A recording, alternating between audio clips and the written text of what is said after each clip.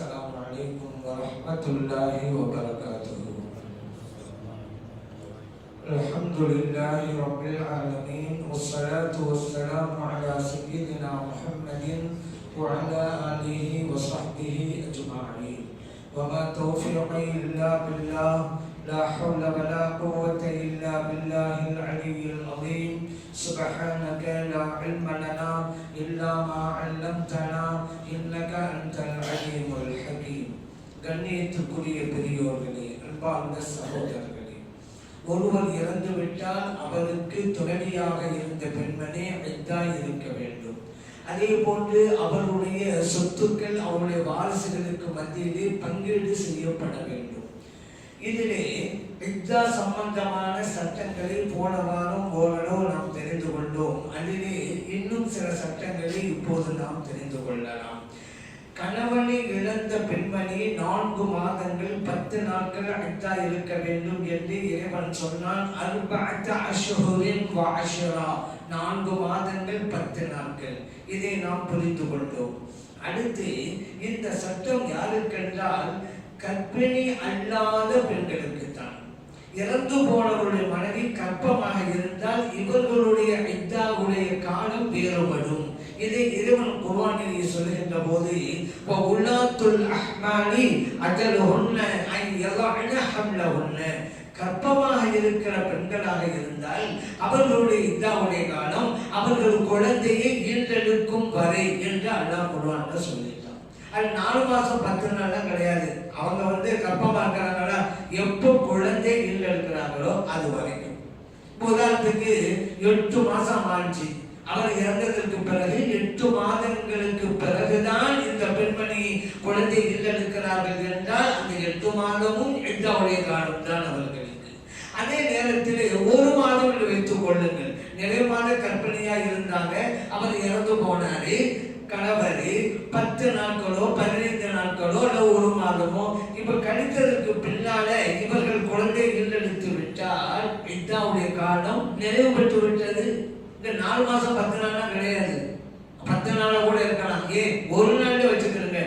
நேற்று கணவர் இறந்து போனார், இன்றைக்கு அந்த பெண்ணுக்கு குழந்தை ஈன்றெடுத்தான்னு வச்சுக்கிறங்க. இத்தா முடிந்து விட்டது.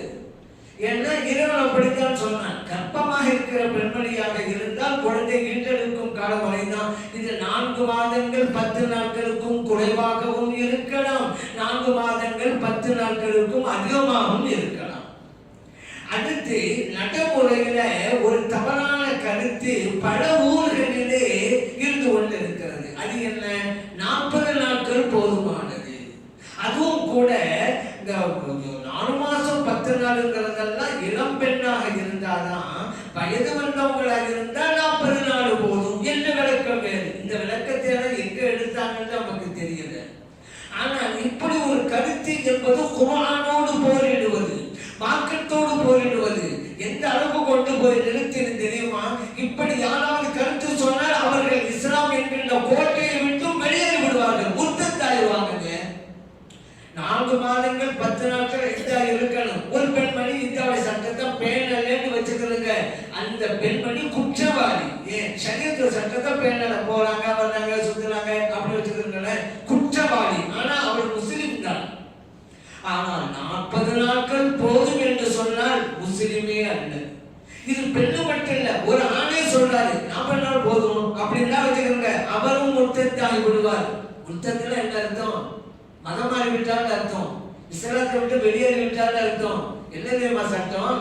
இப்படி முர்த்தத்தானவர் இறந்து போனால் அவருக்கு குளிப்பாட்டுதல் என்பது இல்லை, கவனிடுதல் என்பது இல்லை, தொழுகை நடத்தப்படுதல், ஜனாதா தொழுகை நடத்தப்படுதல் என்பதும் இல்லை, முஸ்லிம்களுடைய கபர்ஸ்தானில் அடக்கம் செய்யப்படுவதும் என்பதும் இல்லை.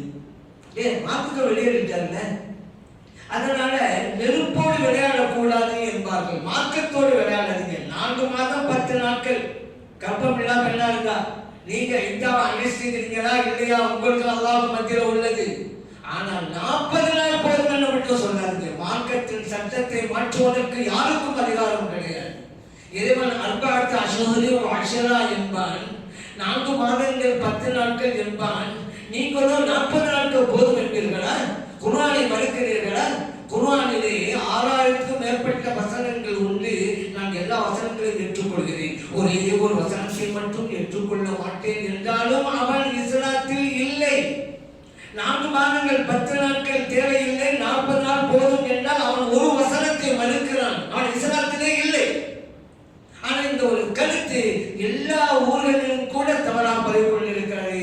ஆனால் மார்க்கத்தில் பிடிப்பில்லாத குடும்பங்கள் தான் இப்படி காரணத்தை சொல்லி தன்னுடைய சுதந்திரத்துக்காக வேண்டிய மார்க்கத்தை விளையாடிட்டு இருக்கிறாங்க. அதே நேரத்தில் அல்லாஹ்வுடைய அச்சம், மார்க்கத்தின் மீது பிடிப்பு, ஷரியத்தின் மீது சட்டத்தில் இருக்கக்கூடிய பிடிப்பு, அந்த குடும்பங்கள் எல்லாம் சரியாக செய்து விடுகிறார்கள். கிராமங்களிலும் சரியாக செய்து விடுகிறார்கள். இந்த நகரத்தில் தான் இந்த மாதிரி. ஆனால் கிராமங்களிலும் இந்த கருத்து பரவி இருக்கிறது என்பது உண்மை. இதிலே நாம் மிகவும் எச்சரிக்கையாக இருக்க வேண்டும். அந்த கணவனை இழந்த பெண்மணி இளம் பெண்ணாக இருந்தாலும் சரிதான், வயது முதிர்ந்த பெண்ணாக இருந்தாலும் சரிதான், 4 மாதங்கள் 10 நாட்கள் கர்ப்பம் தெரிந்த பெண்ணாக இருந்தால் குழந்தை ஈட்டெடுக்கும் காலம் வரை இதை புரிந்து கொள்வோம். அடுத்ததாக ஒருவர் இறந்துட்டாக அவருடைய சொத்துக்கள் எல்லாம் மக்களுக்கு மத்தியில், மக்கள்ல அவருடைய மக்கள், ஆண் பிள்ளைகளா இருக்கலாம் அல்லது பெண் பிள்ளையா இருக்கலாம், அதே போல அவருடைய மற்ற உறவினர்களாக, எல்லா உறவினரும் அல்ல, வாரிசுதாரர்களாக வருவதற்கு என்று சில இலக்கணம் இருக்கிறது. அந்த லிஸ்டுக்குள்ள இருந்தால் அந்த சொத்துக்கு அவங்களெல்லாம் பங்குதாரராக வருவார்கள். அவருடைய பொருட்கள் என்று வரும் பொழுது விட்டு போன காசு பணம் மட்டும் இல்லைங்க, அவருக்கு சொந்தமான எதுவாக இருந்தாலும் சரிதான், எல்லாத்தையும் ஒட்டு மொத்தமா கணக்கு போட வேண்டியதுதான்.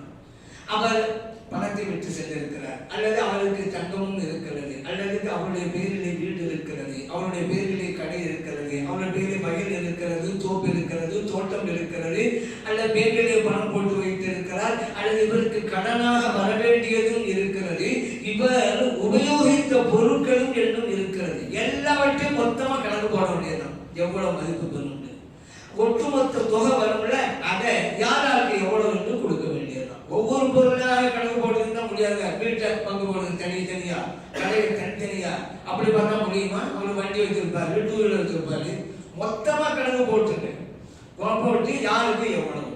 சரி, இவருடைய பொருட்கள் அனைத்தையும் எடுத்த உடனேயே பங்குதாரர்களுக்கு கொடுப்பது என்பதும் கிடையாது. இவருக்குண்டான செலவும் செய்யப்பட வேண்டியது இருக்கிறது. அந்த செலவும் இவருடைய பொருட்களில் தான் நாம் சேர்க்க வேண்டும். ஆனால் அதை மற்றவங்க செய்யறேன்னு சொன்னா அது வேறு விஷயம். உதாரணத்துக்கு இவரை நல்லடக்கம் செய்யப்படுவதற்குண்டான தயாரிப்புகளுக்கு தேவையில்லவா பணம், அந்த பணம் இவர் வெற்றி சென்ற பணத்திலிருந்து தான். இவரை கவன் எழுவது, அடக்கம் செய்வது, இது போல செலவுகளுக்கெல்லாம் அவர் வெற்றி சென்ற பொருளிலிருந்து தான் எடுக்கப்படும். யாரா பொறுப்பேற்றுக் கொண்டா அது வேறு விஷயம், இல்லைன்னா அதிலிருந்து எடுக்கப்படும். இவருக்கு கடன் இருக்கிறதா, கடன் அடைக்கப்பட வேண்டும்.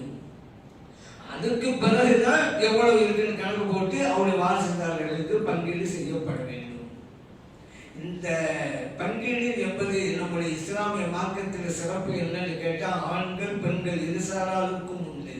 ஆனால் இஸ்லாம் அந்த காலத்தில் ஐயாமல் ஜாஹிலியா, அறியாமை காலத்து மக்கள் ஆண்களுக்கு மட்டுமே அதை எடுத்துக்கொண்டார்கள், தவிர பெண் சமூகத்திற்கு கொடுக்கவில்லை. அந்த ஆண்கள் கூட பெரியவர்கள் தான், சின்ன பிள்ளைகளாக கொடுக்க மாட்டாங்க.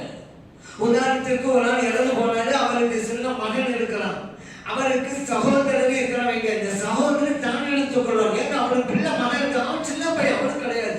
ஐயாமல் ஜாகிரியா காலத்து மக்களுடைய கொள்கை அது. இறந்து போனவருக்கு பெண் பிள்ளை இருந்தா அவருக்கும் கிடையாது, பொம்பளைக்கு கிடையாது அப்படிம்பாங்க. காலுக்கு சொல்லுவாங்க, ஏங்க குடும்பத்தினர் நல்லது கெட்டதுக்கு நாங்க பொறுப்பேற்கிறோம், இந்த குடும்பத்துக்கு வெளியிலிருந்து செல்வத்தை நாங்க தாங்க கொண்டு வரணும், கனிமத்து பொருள் கிடைக்கிறது, எங்களுக்கு கிடைக்கிறது, நாங்க குடும்பத்தை கொண்டு வரணும். குடும்பம் அபராதம் செலுத்த வேண்டிய ஒரு சூழ்நிலை வந்தால் ஏதோ ஒரு பிரச்சனைக்காக நாங்க தானே செலுத்துறோம், ஆண்களால் நாங்க தானே செலுத்துறோம். சின்ன பிள்ளைகளா இருந்தா செல்வத்தை அவங்க பாதுகாப்பாங்களா? இல்லை. ஆகவே சின்னவங்களுக்கு இல்லை, பெண்களுக்கும் இல்லை, நாங்கள் தான் பெரியவர்களால் நாங்கள் தான் பொறுப்பேற்கிறோம். ஆகவே இவர் விட்டு போன பொருளுக்கு நாங்கள் தான் உரிமையாளர்கள் அப்படின்னு சொல்லி அவங்க எடுத்துக்கிடுவாங்க. ஆனா இஸ்லாம் வந்தது இந்த அறியாமையை உடைத்து எறிந்தது. எல்லோருக்கும் யாராருக்கு எவ்வளவு கிடைக்கணும் அவ்வளவு கொடுத்தாக வேண்டும் என்கிற சட்டம். நபி ஸல்லல்லாஹு அலைஹி வஸல்லம் சொன்னாங்க, ஆண்களுக்கும் உண்டு பெண்களுக்கும் உண்டு, சிறியவர்களுக்கும் உண்டு பெரியவர்களுக்கும் உண்டு. அந்த சிறியவர்கள் தான் எந்த கட்டத்தில் உச்சபட்சமா பார்க்கறதா இருந்தா, அந்த மனைவி இறந்து போன மனைவி கர்ப்பமா இருக்கிறவங்கல்ல, வயிற்று வயிற்றுக்குள்ளே இருக்கிற குழந்தைக்கும் பங்கு இருக்கிறது இறந்து போனவருடைய சொத்துல. அப்ப ஆண் குழந்தையா இருந்தா ஒரு சட்டம், பெண் குழந்தையா இருந்தா ஒரு சட்டம் இருக்குதுல்ல. ஏன்னா ஆண்களுக்கு 2 பங்கு, பெண்களுக்கு 1 பங்கு. இப்ப இந்த நேரத்துல கர்ப்பமா இருக்கிறாங்க, குழந்தைக்கும் பங்குட்டீங்க, இது எப்படி கொடுக்கறது? ஆனா பெண்ணா தெரியாதே. ஆனா இப்ப கண்டுபிடிச்சிருக்காங்க ஸ்கேல் மூலமாக. ஆனா வெளியே சொல்லக்கூடாது, சொன்னா குற்றம் இந்த நம்ம நாட்டுல. அப்ப அந்த காலத்துல அப்படி கிடையாதுல்ல. அப்ப அது என்ன செய்யறது? வெயிட் பண்ணணும், காத்திருக்க வேண்டும். குழந்தை ஈண்டெடுக்கிறாங்க, இதோட காலம் இருக்குது இல்ல, குழந்தை ஈண்டெடுக்க வரைக்கும் இதா இருக்கணும் பண்ணலாம். குழந்தை ஈண்டெடுத்ததுக்கு பிறகு ஆனா பெண்ணா, ஆண் குழந்தையா பெண் குழந்தையா தெரிந்து கொண்டு அதற்கு தகுந்தவாறு பங்கீடு செய்ய வேண்டும். இந்த அளவிற்கு வயிற்றுக்குள்ளே இருக்கிற குழந்தைக்கும் பங்கு இருக்கிறது. அந்த அளவுக்கு இஸ்லாம் சொன்னது. இறைவன் குர்ஆனில் சொன்னான், லிர்ரிஜாலி நஸீபும் மிம்மா தரக்கல் வாலிதானி வல் அக்ரபூன். பெற்றோர்களும் உறவினர்களும் விட்டு சென்ற பொருட்களில் செல்வத்தில் ஆண்களுக்கும் பங்கு இருக்கிறது. வலில் நிசாயி நஸீபும் மிம்மா தரக்கல் வாலிதானி வல் அக்ரபூன். அது போன்றுதான் பெற்றோர்களும் உறவினர்களும் விட்டு சென்ற பொருட்களில் பெண்களுக்கும் பங்கு இருக்கிறது என்று இறைவன் வசனத்தை இருக்க வைத்தார். எல்லாருக்கும் இருக்கு. அந்த பெண்கள் வரும் பொழுது ஏதோ மகள் அப்படி மட்டும் கிடையாது, மனைவி உண்டு, மகள் பேத்தி, மகன்கள் பேத்தி, மகள் அல்ல மகன் மகள் பேத்தி உண்டு, தாய் உண்டு, பாட்டி உண்டு, சகோதரி உண்டு. அதே போலத்தான் பாப்பா கூட பிறந்த மாமி, பாப்பா கூட பிறந்திருப்பாங்க சகோதரி, நம்ம மாமின்னு சொல்லுவோம் அவங்களுக்கு. நான் பொதுவா மாமின்னு சொல்லலை, ஏன்னா தமிழ்நாடு தமிழ் மொழியில மாமின்னா பலர் இருக்குது, பல பேருக்கு சொல்லலாம். மாமாவுடைய மனைவி மாமி தான், மனைவியின் தாயாரும் மாமி தான். பாப்பா கூட பிறந்தாங்கல்ல அவங்களுக்கு சகோதரி, நமக்கு மாமி தான். நான் பொதுவா மாமிக்கும் உண்டுன்னு சொன்னா எல்லாருக்கும் உண்டு. பாப்பா கூட பிறந்தாங்கல்ல சகோதரி, நமக்கு மாமி, அவங்களுக்கு தான். இல்ல மனைவியின் தாயாரவர் மாமி இல்ல, மாமி யாரு இல்ல, அது நம்ம வச்சிருந்தது அடையாளத்துக்காக வேண்டி. தமிழ் மொழியில் அப்படின்னா கிடையாது.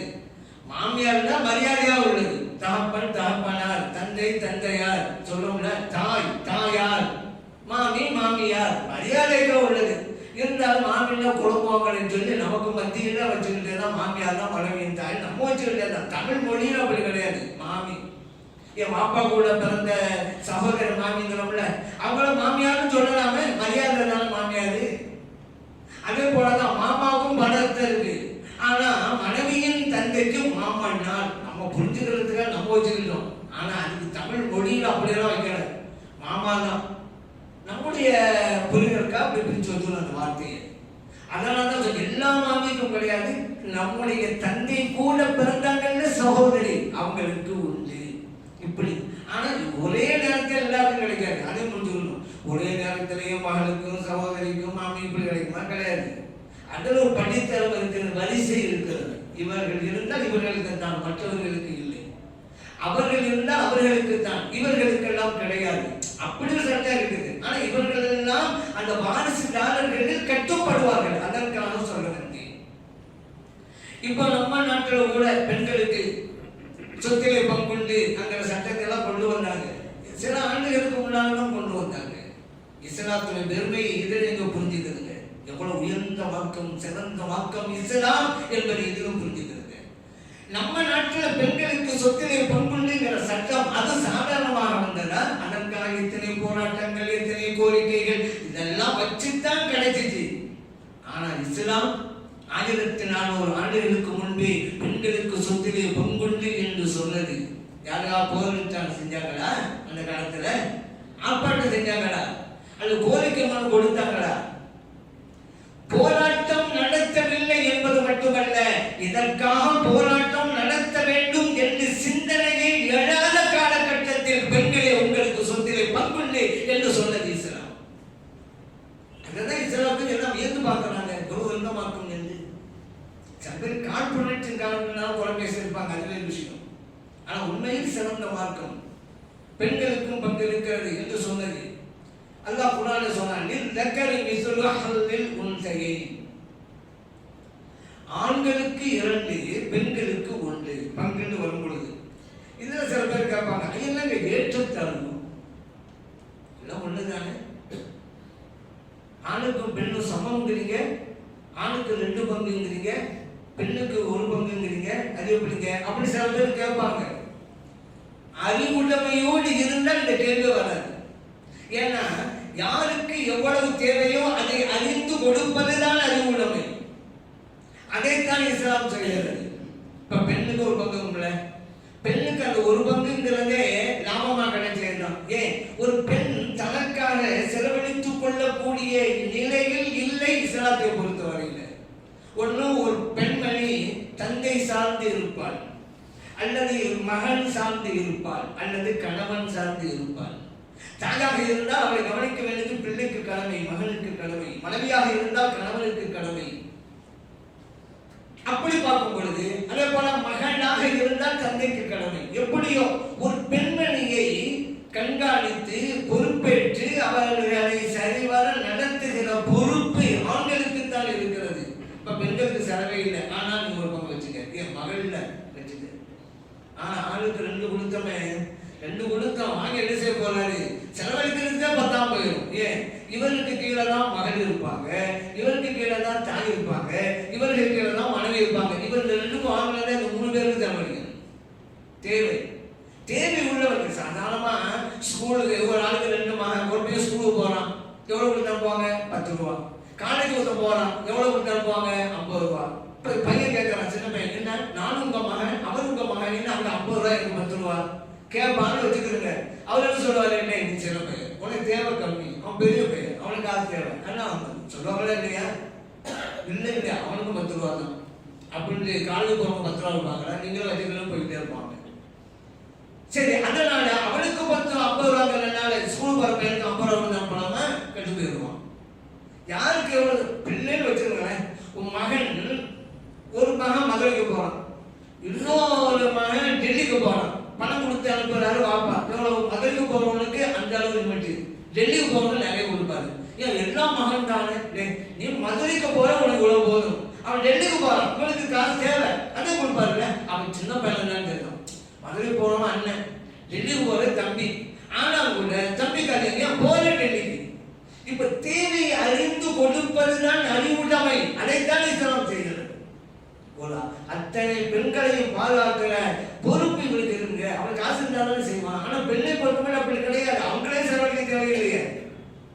தந்தை செலவழிப்பாரு, கணவர் செலவழிப்பாரு, மகன் செலவழிப்பான். அப்படி அவங்க இருக்கிறாங்க. அதை தேவைக்காக செய்வதுதான். இதன் அடிப்படையிலே தான் ஆண்களுக்கு 2 பங்கு, பெண்களுக்கு 1 பங்கு என்று அல்லாஹ் தஆலா சொல்லி காட்டினார். இதுல ஒரு ஆள் இறந்து போயிட்டான்னு வச்சுக்கிறோங்க. இப்ப இறந்து போனதுக்கு பிறகு சில பிள்ளைகள், ஆண் பிள்ளைகள் சொல்லுவாங்க, அதற்கு சட்டம் கேட்பாங்க. இப்படி பல இடங்களும் கேட்டுக்கிறாங்க. அதற்கு எங்க அக்காவுக்கு, எங்க தங்கச்சிக்கெல்லாம் எங்க பாப்பா உயிரோடு இருக்கும்போது அவங்க நிக்காக்கெல்லாம் நிறைய செலவழிச்சு விட்டாரு, அந்த லட்சக்கணக்கில். இப்ப விட்டுட்டு போயிருக்கிறாரு. இதுதான் எங்களுக்கு, இப்ப அவங்களுக்கும் கொடுக்கணுமான்னு கேட்பாங்க. ஏன்னா வாப்பா செலவழிச்சுட்டாங்களாம், கொடுத்தாங்க. நீங்க எப்படி பிள்ளையோ அவங்களும் பிள்ளை. செலவழிச்சாங்களா? செலவழிச்சா அதுக்கு தகுந்தவாறு மருந்துகளை வாங்கி கொள்வாங்க. அல்ல நீங்க வாப்பா உயிரோடு இருக்கும்போதே கேட்டு வாங்கியிருக்கணும். பாப்பா நாங்க ஆண் பிள்ளை இருக்கோம்ல, பொம்பளை பிள்ளைக்கு கூட செலவழிக்கிறீங்கள, கல்யாணத்துக்கு லட்சக்கணக்கில், நாங்களும் பிள்ளை தானே. நீங்க வஃபாத் ஆகிட்டு உங்களுடைய சொத்தெல்லாம் எங்களுக்கு சரிசமமாக தானே பங்கு வரும். இப்போது ஏதாவது எங்களுக்கு கொடுங்க கேட்டு வாங்கிக்கிறீங்க. ஆனா இறந்ததுக்கு பிறகெல்லாம் அதை கணக்கு பார்க்க முடியாது. அவ்வளவு செலவழித்து இருக்கிறோம், இவ்வளவு செலவு கணக்கு பார்க்க முடியாது. ஒரு பையன் முடியாம போயிருக்கான், ஆஸ்பத்திரி செலவழிச்சிருப்பாங்க. நல்லா இருந்த பையன் போய் அவன் முடியாத என் நம்பிக்கை கூட செலவழிச்சாங்க, எனக்கு அந்த செலவழிச்சு கேட்பீங்க. ஏங்க அது வேற இது வேற. அவர் செலவழிக்கிறாருன்னா கடமைக்காக செய்கிறாரு. நீங்க வேணும்னா அவர் உயிரோடு போய் கட்டுக்கிறீங்க, அவ்வளவுதான். இதுல இன்னொரு விஷயமும் இருக்குது. இந்த இவங்க எப்படி கேட்டாங்கன்னா, சில பாப்பா அம்மாவுகளே வஃபாத்துக்கு முன்னால சொல்லுவாங்க, எப்படி தாப்பா நான் பிள்ளைகளுக்கெல்லாம் பொம்பளை பிள்ளைகள் நிறைய செஞ்சுட்டேன், லட்சக்கணக்கில் செலவழிச்சிட்டேன், எதுக்கு விட்டு போறேன், ஆம்பளை பிள்ளை மட்டும் பக்கம் கொடுக்குறேங்க அப்படின்னு சொல்லிட்டு போயிடுவாரு. இந்த பிள்ளை கேட்பாங்க, பாப்பா அப்படின்னு தான் சொன்னாங்க, அவங்களுக்கு தேவையில்லை, ஆம்பளை மட்டும் எடுத்து சொன்னாங்க அப்படின்னு கேட்பாங்க. அவங்க சொன்னாலும் பெண் பிள்ளைகளுக்கு பங்கு இருக்கு. பாப்பா சொன்னா உயிரோடு இருக்கும் பொழுதுதான் அவருக்கு பவர். அவர் விரும்பியவாறு கொடுக்கலாம், அவர் ரைட் இருக்கு. வஃபாத் ஆகிட்டா அவருடைய பொருள் இப்ப அவருடையது அல்ல, வாரிசுடையது. உயிரோடு இருக்கும்போது எதுவும் செய்யலாம், அது ஒரு விஷயம். அவர் சொன்னாலும் சரிதான், பெண் பிள்ளைகளுக்கு அதிலே பங்கு இருக்கிறது. பெண் பிள்ளைகளா பார்த்து எங்க பாப்பா எங்க நிறைய செலவிட்டுட்டாங்க, உங்களுக்கு எல்லாம் ஒன்றும் செய்யல, எல்லாம் எங்களுக்கு வேணாம், நீங்களே எடுத்துக்கிறீங்க என்று அவங்களுக்கு கிடைக்கக்கூடியதை நமக்கு தந்தா அது ஒரு விஷயம். ஆனா எங்களுக்கும் வேண்டும் என்றால் கொடுத்துத்தான் ஆக வேண்டும். உடைய பிள்ளைகள் தான். இன்னொரு முறை இருக்கு, நான் ஏற்கனவே சொன்னேன், உயிரோடு இருக்கும்போது கொடுக்கலாம். வளர்ப்பு மகன் இருக்கிறாங்கல்ல, சில பேர் வளர்த்துக்கிட்டே வருவாங்க, வளர்ப்பு மகன் இவர் இறந்து போயிடுவாரு, அவர் சொத்துல வளர்ப்பு மகன் பங்கு வருமா? கிடையாது. அவர் சொந்தமாக ஈண்டெடுத்த மகனே இல்லை என்றாலும் மற்ற வாரிசுதாரர்களுக்கு போகுமே தவிர இந்த வளர்ப்பு மகனுக்கு கிடைக்காது. ஏன்? வளர்ப்பு மகனாக சொந்த மகன் இல்லை. வளர்ப்பு மகனுக்கு உண்டான சட்டம் வந்து அந்நிய ஆளுக்கு உண்டான சட்டம் தான். அந்த வீட்டுல வளர்ப்பு மகள் இவருடைய சொந்த மகளே இருக்கான்னு வச்சுக்கிறங்க. சொந்த மகள், வளர்ப்பு மகன், இவங்க சகோதர சகோதரிகள் கிடையாது, அந்நிய பெண்ணு தான். இன்னும் சொல்ல போனா வளர்ப்பு தாயை வச்சுக்கிறோம். வளர்ப்பு மகன் இருக்கிறாரு, இவர் வளர்ப்பு தந்தை ஆண் பிரச்சனை கிடையாது. வளர்ப்பு தாய் இருப்பாங்கல்ல, அந்நிய பெண், வளர்ப்பு மகன் அந்நிய ஆண். இல்ல என் புள்ள மாதிரி வளர்க்க, புள்ள மாதிரி தான், புள்ள கிடையாது. நீங்கள பார்த்தீங்க இல்லையில. அதனால அந்நிய அனுபவம் தான் இருக்கணும், தனிமையில் இருக்கக்கூடாது. சட்டம் வளர்ப்பு மகனாக இருந்தாலும் வளர்ப்பு தாயோட தனிமையில் இருக்கக்கூடாது, தேவையில்லாமல் பேசக்கூடாது. அந்நிய சட்டம் வந்துவிடும். வளர்ப்பு மகளாக இருந்தாலும் சரிதான், பிள்ளையாளுக்கு வளர்க்கலாம். வளர்ப்பு மகள், இப்ப வளர்ப்பு தாய்க்கு பிரச்சனை இல்லை, அவங்களும் பெண்ணுதான், இந்த பிள்ளையும் பெண்ணுதான், பிரச்சனை இல்லை. வளர்ப்பு தந்தை இருப்பார்ல, அவர் அந்நியான். வளர்ப்பு மகள் அந்நிய பெண், தனித்து இருக்கக்கூடாது, தேவையில்லாமல் பேசக்கூடாது. புள்ள மாதிரிதான், பிள்ளை அல்ல. நீங்க ஒன்றும் பெண்கள் இல்லை. அதனால வளர்ப்பு மகன் இல்லைக்கும் சொத்துல வாரிசு உரிமை பெற முடியாது. என்னது செய்யறது? அழகான வழிமுறைகள் இருக்குது, அது செய்யாம போயிட்டா மோத்தா போன கூட கேட்கறாங்க, இருக்கான்னு இல்லைங்கிறோம். அது என்ன செய்யறது? கஷ்டப்படுறாங்க. அவங்க முன்னாலே கேட்டு தெரிஞ்சுக்கணும். இவருதான் வாரிசு கிடையாது, இவருக்கு என்ன செய்யறது? அப்படி இருக்கும் போதே ஒரு தொகை கொடுத்துருக்கேன், எழுத்து கொடுத்துருக்கேன், பிரச்சனை இல்லை. அவருக்கு நம்ம மூத்தா போனா நம்முடைய சொத்துல வளர்ப்பு மகனுக்கு கிடைக்காது.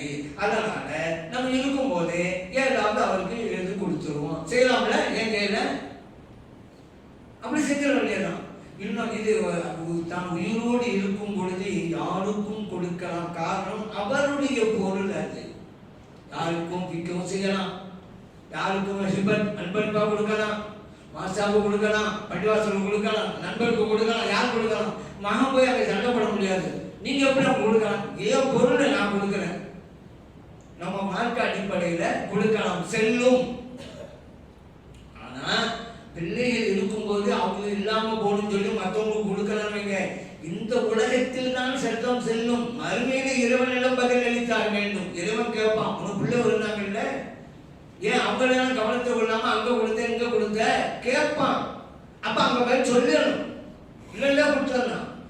சொந்த பிள்ளைகள் சொன்ன 2 மகன்கள், ஒரு மகன் மட்டும் நிறைய கொடுத்துட்டாங்க ஹயாத்துல. அதுக்கு பல காரணங்களும் சொல்லுவாங்க. இந்த மகன் தான் என்ன கவனிக்கிறான், அதனால நான் அவனுக்கு கொடுத்தேன். இந்த மகன் தான் சம்பாதிச்சான், என்னுடைய அந்த பிசினஸ்ல என் கூட இருந்து சம்பாதிச்சவன் நானே, அதனால அவனுக்கு நான் அவ்வளவு கொடுத்தேன், இன்னொரு மகன் விட்டுட்டேன். இங்க நீங்க காரணத்தை சொல்லுங்க, நீங்க கொடுத்தது செல்லும், அது வேறு விஷயம். காரணம் இருக்கட்டும் இல்லாம போட்டோம். ஆனா இந்த இன்னொரு மகன் இருக்கிறான்ல, அவன் அங்க வந்து முறையிடுவான், இறைவனே நானும் மகன் அவரும் மகன், ஆனா அவருக்கு தான் கொடுத்தாரு. உயிரா இருக்கும் போது அவங்க நிறைய கொடுத்துட்டா இருந்தாரு. எந்தது பிறகு ஒரே சட்டம் தான், அது உங்களுக்கு தெரிஞ்சதுதான். நான் சொல்லும்போது உயிரோடு இருக்கும்போது கொடுப்பது. அப்ப இவர் சொல்லி ஏதாவது தக்க காரணம் இருந்தா தப்பிச்சுக்கிடுவாரு, இல்லைன்னா இறைவன் தன்னை உள்ளாவார். ஏன் தெரியுமா? கண்மணி நாயகம் ஸல்லல்லாஹு அலைஹி வஸல்லம் சொன்னாங்க, யஅதிலு பைன அவுலாதிக்கும், உங்களுடைய குழந்தைகளுக்கு மத்தியிலே நீதமாக நடந்து கொள்ளுங்கள் என்றார்கள். இது மீறல, ஒரு பிள்ளைக்கு அதிகம் ஒரு பிள்ளை கம்மி, 1000 காலம் சொல்லட்டும், அந்த காந்தாட எடுத்துக்கொள்வான் எடுத்துக்கொள்ளாம அது ஒரு விஷயம். ஆனா கொடுத்தான் கூடும்.